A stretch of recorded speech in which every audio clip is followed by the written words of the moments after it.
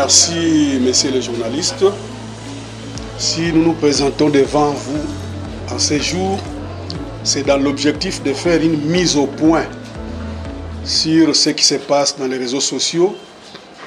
Nous sommes victimes des injures par-ci, par-là, et nous avons pensé qu'il faut une mise au point pour que chacun se mette à sa place et que chacun comprenne qu'il n'a pas raison ou qu'il a raison de ce qu'il fait. Voilà un peu. D'entrée du jeu, je vais commencer par vous dire que nous ne sommes pas allés à Matadi pour combattre une personne. Mais nous sommes allés pour les intérêts de la population de Mwanda et de Mwanda de manière générale. Quand je dis Mwanda en tant qu'entité et quand je dis population en tant qu'habitant de l'entité. C'est dans ce cadre-là. Mais à l'heure qu'il est, tout le monde sait que nous sommes allés pour combattre Madame Amina. Et moi, je pense que ce n'est pas ça. Et chaque fois que vous faites des élections à Mwanda et que Batubakei, souvent vous nous accusez des gens de ne pas parler, balobakate, bakenda toyoka kabangote. Et quand vous commencez à nous suivre parler, à nous entendre parler, ça change de quand nous combattons quelqu'un. Eh bien, ce n'est pas ça notre objectif. Ce n'est pas vraiment ça. Et parmi ceux qui nous injurient là, je voudrais un peu m'adresser à eux. Parce que parmi eux, il y en a qui se disent être pro-Mbala Kupa. Roger Mbala Kupa, l'ancien athée. Mais je veux un peu vous dire comment M. Roger est parti de Mwanda.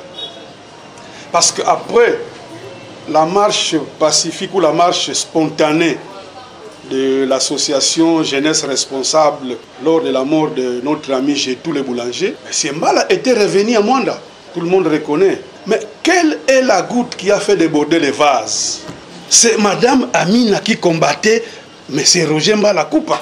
Et aujourd'hui, quand on parle de mal qu'elle fait, ça devient un combat. Ce sont les députés qui les combattent. Non. Non. Donc ceux-là qui se disent réellement, ou s'ils sont réellement pro-Roger Mbala, qu'ils m'écoutent maintenant, que Madame Amina avait monté une pièce selon laquelle M. Roger lui aurait brandi ses organes sexuels dans les bureaux. Et c'est ça qui l'a mené à nous, à l'époque société civile, et nous avons fait un écrit qui a bousculé M. Mbala. J'ai même regretté après parce que ces montages étaient démentis quelques jours après, que c'était un mensonge. Poser la question à Madame Amina, est-ce que Sisi a menti parce que j'étais chez elle à la maison pour qu'elle me raconte ça et que, en tant que société civile, qu'on agisse. J'étais chez elle à la maison. J'ai dit ça devant la presse et en disant ça, je prends à témoin toute la coordination de la société civile de Mwanda, de mon époque, et j'ai dit, tous les services de renseignement, donc les conseils de sécurité de Mwanda. Je prends ces gens-là à témoin. Madame Amina nous a amené cette information-là, que M. Roger lui aurait brandi ses organes sexuels. Et ça constituait une faute lourde parce que c'est l'harcèlement sexuel. C'est comme ça qu'on appelle ça. Et là, elle ne combattait personne. Ça, ce n'est qu'un exemple parmi tant d'autres. Ceux qui ont le numéro de M. Roger Mbala, ils peuvent l'appeler Batounaye et il va vous livrer tout un film qui raconte les malheurs que M. Roger a connus par rapport à cette. Quand M. Roger part, la préséance a voulu que M. Simon Lumbanzila fasse l'intérim au territoire. Mais posez la question à M. Simon Lumbanzila, qu'est-ce qu'il a vécu de Mme Amina? Je vous dis, ceux qui sont dans les bâtiments du territoire peuvent vous le témoigner, qu'un jour, M. Simon allait toucher cette dame par la main. Donc, et pourquoi? Pourquoi? Ce n'est que maintenant que les choses changent et comme non, nous ne sommes pas allés pour combattre quelqu'un. Ce n'est pas ça notre travail. Mais s'il y a quelqu'un qui dérange Mwanda, il va nous trouver sur son passage, qu'il pleuve ou qu'il neige. N'importe qui, ce n'est pas seulement Madame Amina ou qui que ce soit. Mais tout celui qui va déranger Mwanda va nous trouver sur son passage, on ne va pas le laisser libre. Ça c'est sûr, on ne va pas le laisser libre. Mais ici, il ne faut pas dire que c'est nous qui sommes à la base de ce qu'elle est en train de vivre comme problème avec sa hiérarchie. Non, il y a une commission qui vient d'être ici. Cette commission était envoyée par les députés? Je pense non. Cette commission est rentrée avec un rapport plein. Est-ce qu'il y a une phrase des députés dans ces rapports-là? Non. Et pourquoi ce rapport est plein? Pourquoi il est plein? C'est pas nous. Et donc, moi je pense qu'il faut que les gens sachent quoi dire et quoi faire. Nous avons accepté plusieurs injures. Je crois que nous sommes au bout de nos forces. Nous sommes au bout de nos forces. Notre patience est au bout. Nous ne savons plus accepter ces injures-là. Si je peux paraphraser le ministre d'État Constant Omar qui vient de dire seulement à l'ouverture des États généraux de la justice, il a dit les mal, il faut les combattre.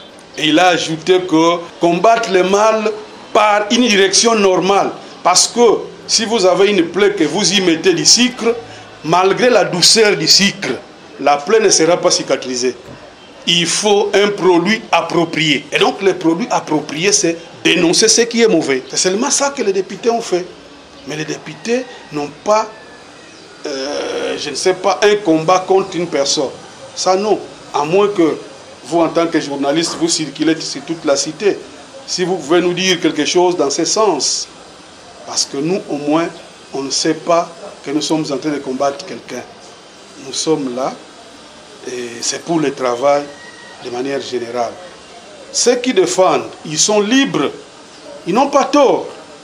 Mais ceux qui osent défendre Moutou, même Ndekonayo, place Wana Salimabe et ayez le courage de lui dire qu'au Salimabe.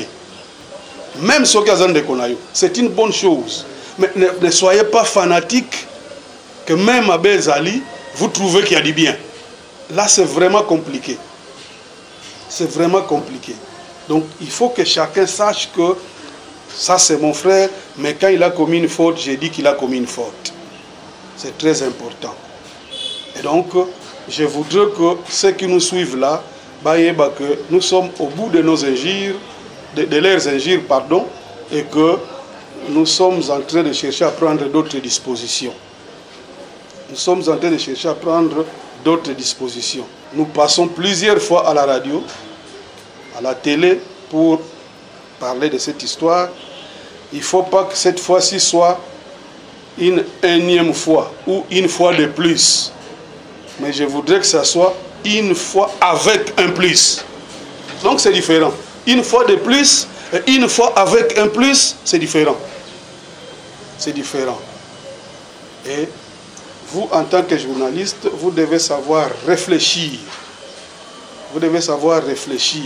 Il ne faut pas qu'on vous amène dans n'importe quel mouvement. Parce que le pouvoir n'a pas peur des pauvres qui ont faim. Mais il a peur des pauvres qui réfléchissent. Ça, il faut mettre ça en tête. Et donc, voilà, je crois que c'est une petite mise au point. Il faut qu'on s'arrête là. Voilà.